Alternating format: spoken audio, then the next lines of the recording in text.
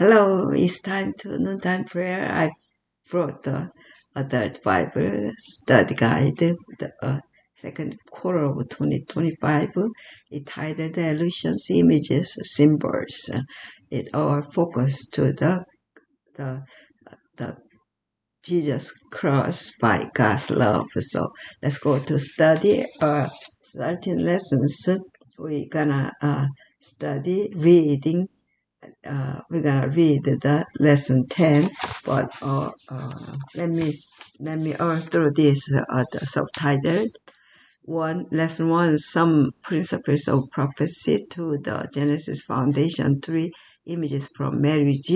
And 4 and 5, the nations, part 1 and 2, the understanding sacrifice foundations for prophecy. 8 in the Psalms, or part 1 and part 2, and 10, upon whom the ends have come, Ruth and Esther, precursors, and 13 images of the end. Now let's go to lesson 10. Today is the Monday. Yeah, let's go Monday. And upon the whom the ends have come, read for this week's study, Revelation 6 and Matthew 24, Genesis 6, and Peter 2, and Genesis 18, Daniel 7, 7 verse 9 and 10. Memory text comes from the 1 Corinthians 10, 11 and 12. Now all these things happened to them as examples, and they were written for our admonition, upon whom the ends of the ages have come. Therefore, let him who thinks he stands take heed, lest he fall. There are Sundays, the wrath of the Lamb. It is interesting to note that the lost are not crying out, "What is this?" or "Who is behind this?" They appear to know what is happening. They refer to Jesus as the Lamb, which would require knowing something of the story of Christ. They also seem aware that the great day of his wrath has come, and that they are caught in a hopeless position. Who is able to stand? Revelation 6:17. 12 through 17. Prior to the end, the gospel is carried to every nation on earth, Matthew 24:14, and the three angels' messages are delivered to the entire planet. And yet there will be people who are caught off guard, not for lack of information, but because of their refusal to believe and to obey. This will be the reason that such people are lost in the last days. There are, consider the details of these people's response to seeing last day events suddenly play out. What do you notice about their response? So, and there are the other Matthew 24:36 through 44. What lessons does Jesus tells us? Jesus tells us we should be drawing from the story of Noah. Yeah, so uh, where is the promise of his coming? For since the fathers fell asleep, all things continue as they were from the beginning of creation. As each year passes, this sentiment will only grow. 2 Peter 3 and 4. So in each person's own experience, the second coming of Jesus, or in some cases, the third coming is never more than a moment after death, and we all know how quickly life goes by. How might this perspective help us deal with the delay? And Monday today, Noah's evangelism. Peter reminds us that many will be unprepared for Christ's return because they willfully forget. 2 Peter 3:5. And what happened at the flood today, even though the world has a collective memory of a great deluge, an astonishing number of global cultures tell the story of a devastating flood, from the ancient Greeks to the Mayans. The story of Noah is today perhaps one of the most ridiculed of the Bible's accounts. As predicted, the world is willfully setting the story aside as a myth, no matter how clearly and explicitly it is depicted in the Old Testament and referred to numerous times in the New Testament. Jesus said that the world situation would would resemble the days of Noah in Matthew 24:37 through the 39. Compare this passage with Genesis 6:1 through 8. What were the moral conditions that led to the flood?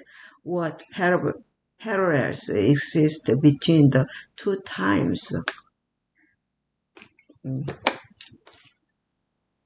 There is another important lesson for God's last day remnant people that emerges from careful study.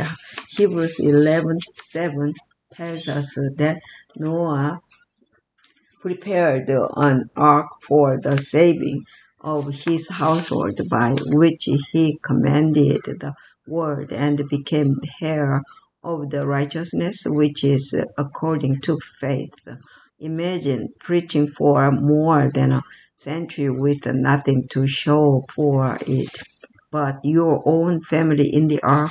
If Noah had been a modern evangelist, we might be tempted to write him off as a failure. Decades of preaching and what would appear to be no results. Fortunately, at the moment, many parts of the world are very responsive to the three angels' messages. Evangelistic outreach, the preaching of our unique remnant message, is proving incredibly effective in many places, and many are coming to know the Lord. We have not yet reached the point where there are no results, although we have been told the moment is coming when probation will close and the door of mercy will be shut. Thus, in the one short sentence, they that were ready went in with him to the marriage, and the door was shut. We are carried down through the Savior's final ministration to the time when the great work for man's salvation shall be completed. The great controversy, page 428. Until then, we have work to do as a church. Yeah, there are the strong windy, strong wind. Yeah, the wind so strongly blew. Yeah, blowing. How can we learn not to get discouraged if our personal evangelistic efforts don't seem to be bearing much fruit for the moment? Why must we continue our efforts? See John 4:37 and Tuesday one. The story of Sodom and Gomorrah. There is another key Old Testament story to which Peter makes direct reference when describing last day events.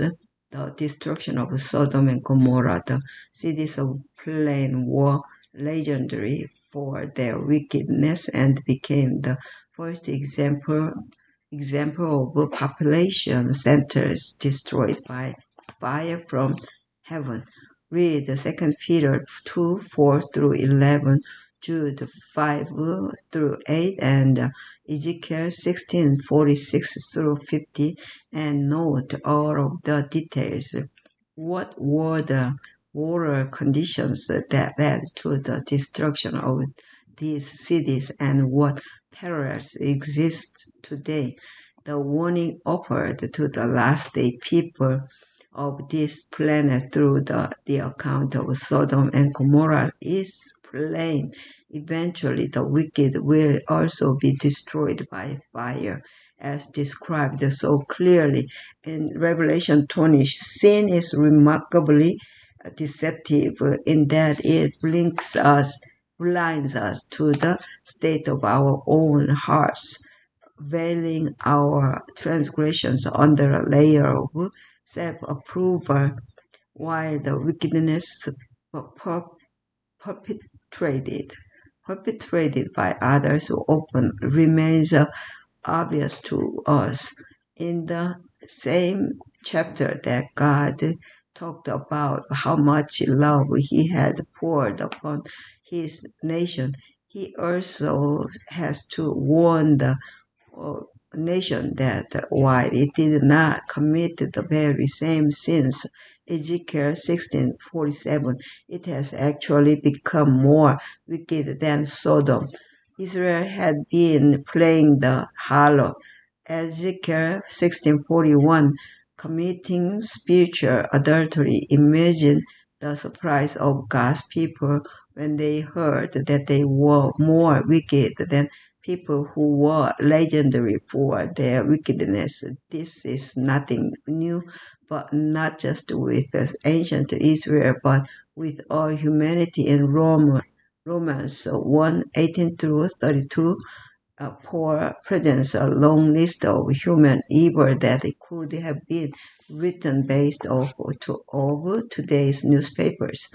Paul's description of Gentile sin was not intended to create feelings of superiority among the Jews, but so that God's people finally could understand the seriousness of their own sins. Nathan did the same thing when he spoke to David. He told the story of a rich man who stole a lamb from a poor man.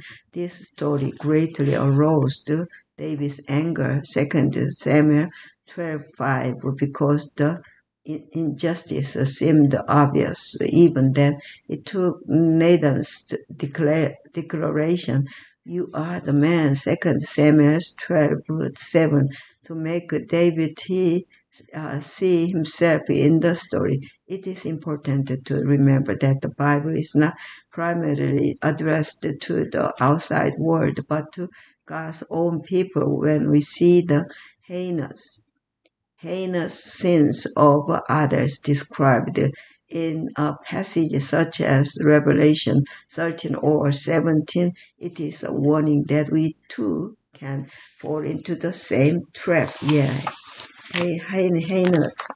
heinous sin there behind us. Yeah, let's go to a prayer. God, the Lord's Prayer. Yeah. Our Father, which art in heaven, hallowed be thy name. Thy kingdom come, thy will be done on earth as it is in heaven. Give us this day our daily bread, and forgive us our debts as we forgive our debtors. And lead us not into temptation, but deliver us from evil. For thine is the kingdom and the power and the glory forever and ever. Amen. Amen. Yeah, amen. Yeah. Usually I just, the uh, read the next day one, because I have to go tomorrow. Yeah, to my daughter's family. Especially I'm gonna prepare for my uh, granddaughter's birthday was yesterday, so I'm gonna give some kind of a gift for her. So she is waiting for me with the gift. God always prepare for us the huge gifts for us. Yeah, you're gonna watch it and just to see it, and happy to get that gift. He already gave us everything, but we don't remember that. May God bless us. Let's go together.